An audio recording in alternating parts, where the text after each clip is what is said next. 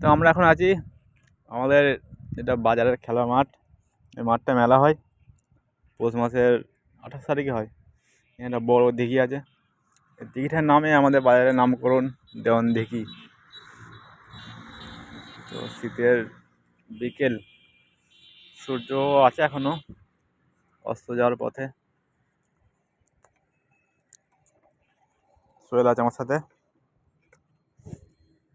এই মাঠে ছেলেরা খেলা করে, কিন্তু আজকে কেউ নাই, ফাঁকা।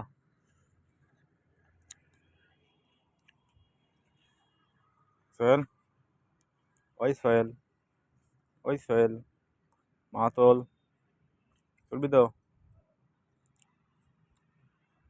কি বলো, কি বলার নাই?